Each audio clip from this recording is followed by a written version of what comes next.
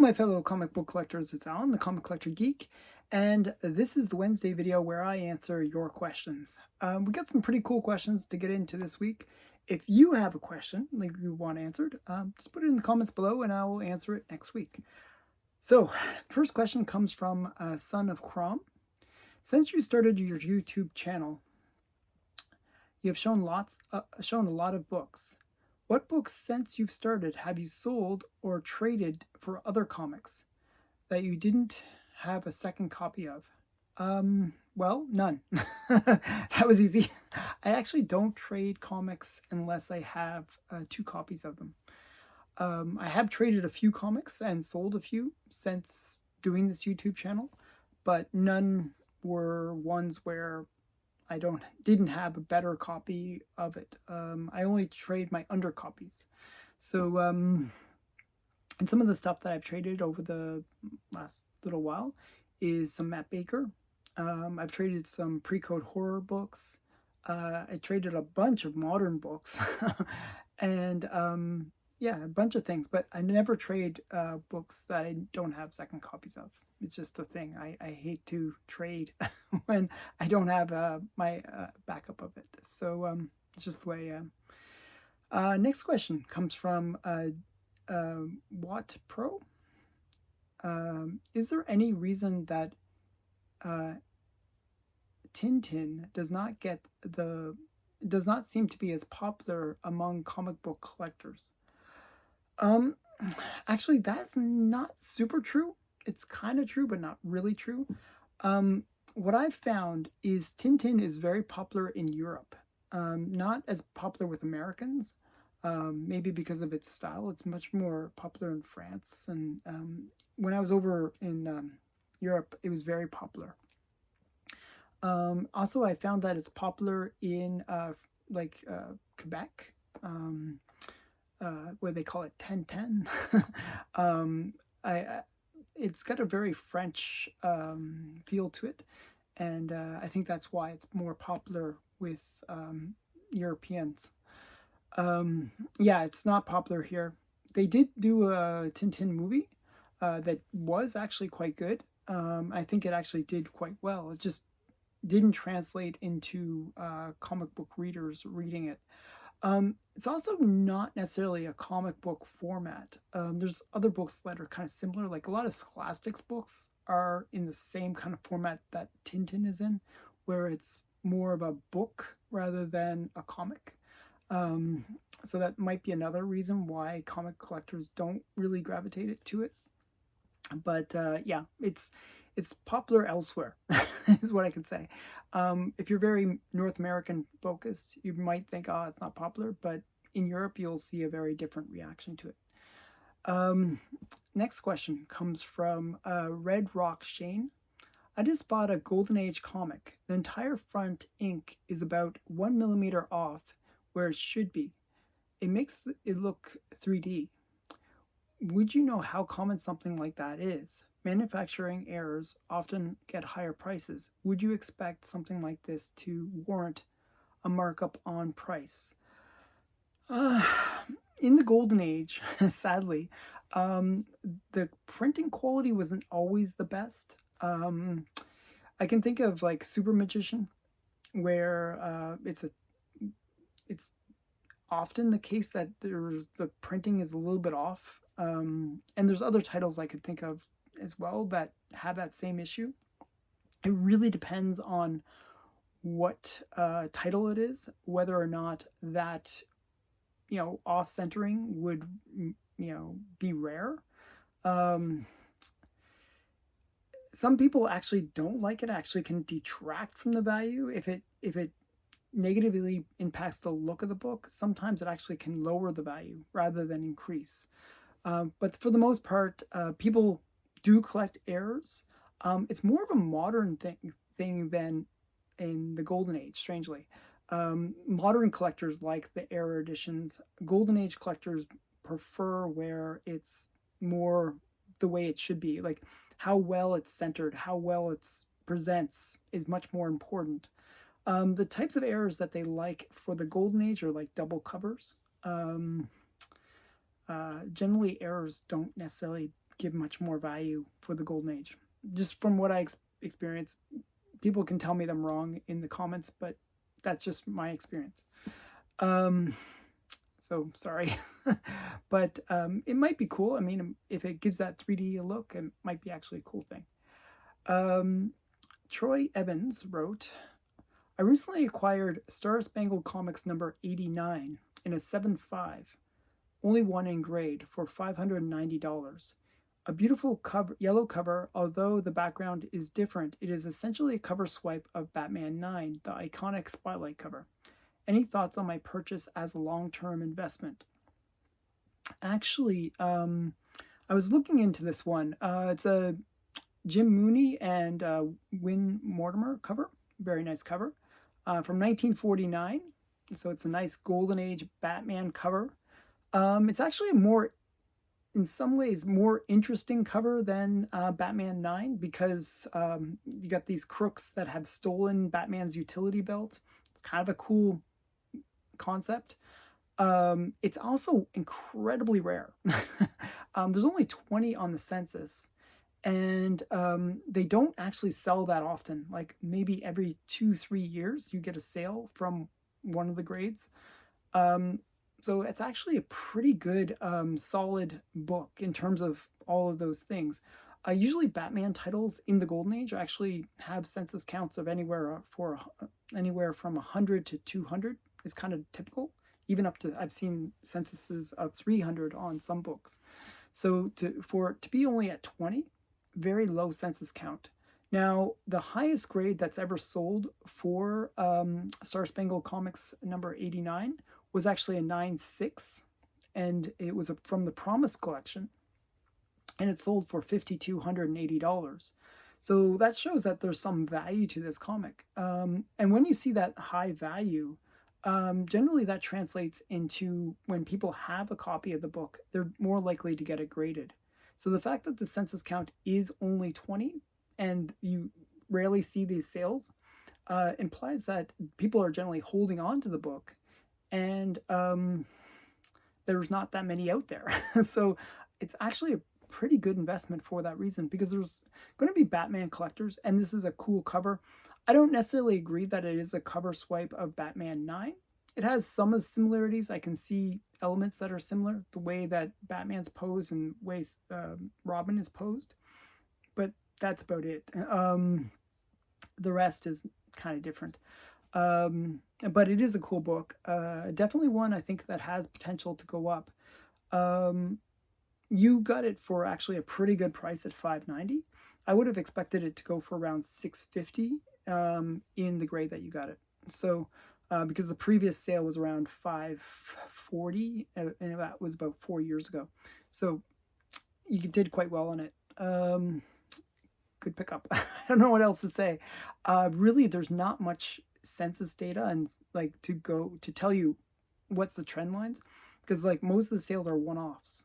So it's like really not enough data to say, hey, the trend line is going up. There's just not enough there. So I think it was a good buy. I think it has good long-term spec because of its rarity, but that's all I can tell you. Good luck with it. Okay, K. Munin wrote, what is the most outrageous comic spec you've ever heard? Are there any comic specs that you completely dismiss? Many thanks as always for answering my questions. Okay, so probably the most outrageous one, and the reason I say this is outrageous is it really got people excited. It was something that was even went beyond just comic book collectors, and that's maybe why I think it's the most outrageous. It was the Dazzler spec. Okay, so I just brought a Dazzler to bring, just to show. Here's a Dazzler. The Dazzler spec was that Taylor Swift would play the Dazzler. Now, I think Marvel liked playing that up. And I think even Taylor Swift and, you know, a lot of the cast from Deadpool played it up, that she was going to be in the Deadpool movie. Because, you know, there was Ryan Reynolds meeting up with Taylor Swift. They went to a football game together. There was a bunch of things where they were really kind of living up, like trying to play up the spec. And a lot of the Marvel titles, like, this kind of looks like Taylor Swift. You and I feel like they were trying to play up the fact that Taylor Swift would be in the Deadpool 2 or 3 movie, actually, number 3. It was Deadpool 3 or Deadpool Wolverine movie, whatever you want to call it. But I think they were doing that to leverage the Swift army. And it was a pretty outrageous thing because, they were playing it up so much that, it was like, X-Men, is it 140 or whatever it is? The one with the first Dazzler, Dazzler #1. All those books were on the hot list every week until the movie came out because people were so excited and really had this high expectation. And, the books got kind of inflated. So I think that was kind of the most outrageous one because of not only did the comic community embrace it, but the bigger audience of Taylor Swifties or the Swifties and even Marvel itself kind of leveraged that excitement. Sadly, they didn't take advantage of it. They really should have just had her just maybe even walk across the screen. Just not even be Dazzler, just be like somebody like Taylor Swift just walking across the screen. Would have been funny just to have her in the movie, but they didn't do it. So that was the most outrageous. Now, are there any comic specs that I completely dismiss? Yes. Ones that I dismiss, and this is kind of a weird way to dismiss them, but it is something that I do. There's a lot of cover things where they really skyrocket in price, and I generally dismiss those unless I like the cover. So often what you'll see is these ratio variants that are a little bit more rare, and they'll go crazy. Like maybe there's like a 1 in 50 variant, and day one, instead of being $50, which is normal price for 1 in 50, it goes to like $200-300. And those ones I kind of dismiss unless I like the cover. like I've seen a lot of them where I'm like, really? Why is it so expensive? And those ones I sort of dismiss. Now, even the ones that I don't necessarily dismiss, but maybe think, hey, that's a nice cover. And unless there's like real rarity or real something that's a little bit more than just a cover buy, I generally dismiss it as something I would buy at that peak. I find that what happens is a lot of them will kind of shoot up in value, and then because they shoot up in value, a whole bunch of people sell their copies. They just dump it on the market, and then what you get is a corresponding drop in price. So generally what I do is wait a couple months or 2-3 months for the books to correct, and generally if you do that you can win out. So yeah, so that's kind of the way I view a lot of those spec. Hope that answers your question. I am Benji wrote, how often do you change your bag and boards? Well, one of the common complaints about me as a collector is that I really don't change my comic bags and boards often. The times that I do change them is if the bag is kind of getting the ripply effect, and I'm trying to show it, and I'm like, oh, this doesn't show very well. I'll change out the bag. Generally, though, I'm pretty lazy about changing out my bags. You're supposed to change them out every 5 to 10 years, depending on the type of bag. I heard Mylars can actually last 20-30 years, even longer maybe. So I'm lazy. I'm sorry. I am lazy about changing my bags. You're supposed to change them more often, though, and it's probably not healthy that I don't change them more often. I just have too many comics. So if I start replacing all the ones that need to be changed, it would take me forever. But what I've been doing is when I see a few that I'm showing, I'll generally switch them out to a better bag. So I don't look totally bad in terms of comic my display. I'm getting better is my point. It's a thing. I'm cheap about bags. Adrift wrote, what are your thoughts about US American comics from the Canadian perspective? Do you think American comics as foreign? Are you at all envious? Maybe you think of American comics as your nation's comics, in a sense, since Canada and US share so much culture and history. The way I see it is a little different. When I was a kid, especially more so when I was a kid, I really saw American comics as the legitimate comics. I don't speak for all Canadians, so other Canadians might have a different perspective. But I saw the Canadian price variants as kind of like the lesser version. I don't know why. And the American ones as being the official one. So that's generally the way I see it. Canadians, in a weird way, we don't really have much confidence in our own coolness, I guess, in our own, like, it's sort of like the way we'd see CTV, CBC, where it's like the programming on that is sort of like cheap knockoffs of American stuff. So when you get a comic, you kind of want the American edition because it's not the knockoff in a way. I don't know if that makes sense, but it's sort of the feeling that we have, where we put more value into the American edition. And I remember actually when I was a kid, the American editions in Canada were slightly more expensive. And that was not necessarily because they were rarer, but they were rarer to hear, because most of the ones that we get would be the Canadian editions. So the American editions would have to be imported in, and they would command a little bit more money. That changed, I know, but that was the way it was. And I actually preferred the American editions.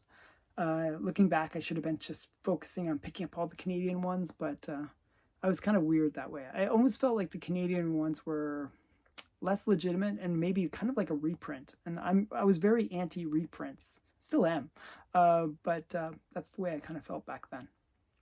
So I know it's kind of weird, but Canada and US are very different. I kind of like American. A lot of people don't realize this. A lot of people don't understand Canadian culture versus American culture. And I kind of want to address this.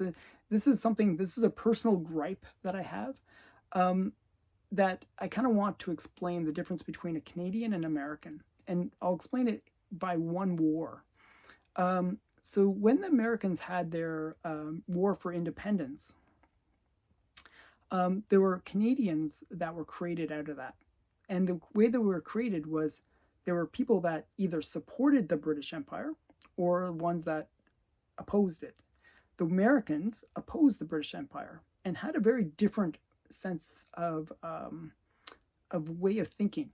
The ones that opposed the British Empire were much more rebellious in a way, self-reliant, and wanted to enact change like immediately and on their own terms as well. Whereas the ones that remained loyal to Britain, which was all of Canada, really had the very opposite attitude. We were loyal to that foreign power. We believed in gradual change and getting independence over time rather than having to rush it. And so a lot of the attitude differences between a Canadian and American is that very much very low risk tolerance in Canada, much more conservative about change, whereas American are much more go-getters. Canadians are much more laid back in that respect. We're sort of willing to tolerate a lot more than Americans would ever bother tolerating. So there is sort of a difference in a Canadian and American. There is a shared culture, but there is that difference. It's kind of funny.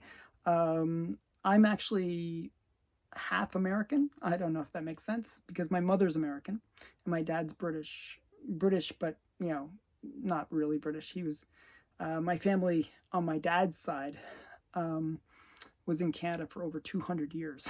So I'm very Canadian on his side. And even my mother, her roots go back maybe 100 years in the US. And then then it has some Quebec roots beyond that. So there's a little bit of a crossover there as well. But the point is, I'm sort of a mixture of the two. And I see the attitudes that are different between Americans and Canadians.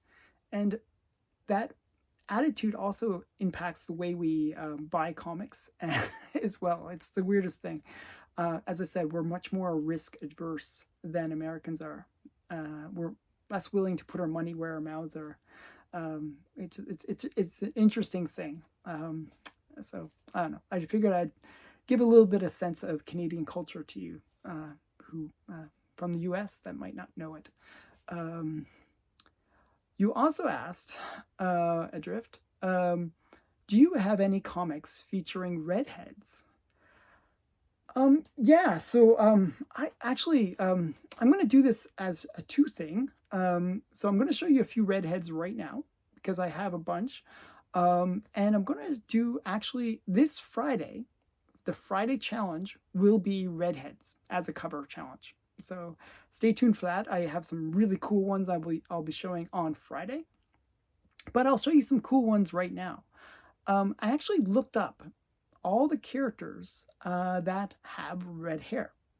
And I want to read the list to you. Then I'm going to show you some cool comics with redheads. Okay, so probably one of the most famous characters with red hair is Archie.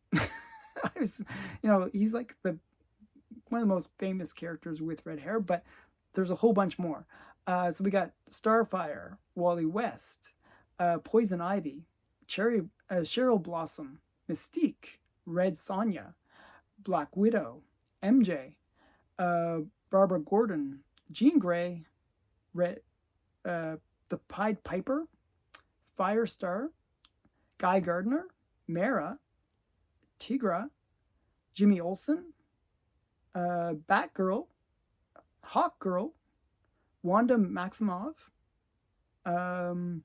Medusa, Yosemite Sam, Rorschach, and Madeline Pryor.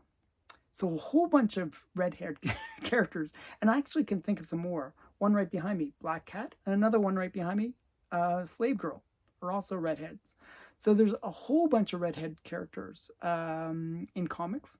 And I'm going to do that as a Friday cover challenge where I'm going to get people to show their redheaded characters, cool redheaded characters on the cover. So that'll be a fun one. But I'll show you some redheads right now. We got this one, Teen Comics. She's a redhead. Kind of looks brownish, but it is red. We got Algie, and he's a redhead. Nice, good girl cover too. And we got Cindy from Junior Miss. She's just posing. She's even wearing heels. I think it's like heels. Oh, no, she's just wearing shoes. And it's like, she's been there for half an hour and she hasn't dived yet. What is she waiting for? Oh, Cindy can't swim. She just likes to pose. It's just a cute redhead there. And then we got another Cindy, another Junior Miss. He's like going to get a bull, about to hit him. It's a really cute one. And another Cindy, and this is Rusty. And even he looks like a redhead too.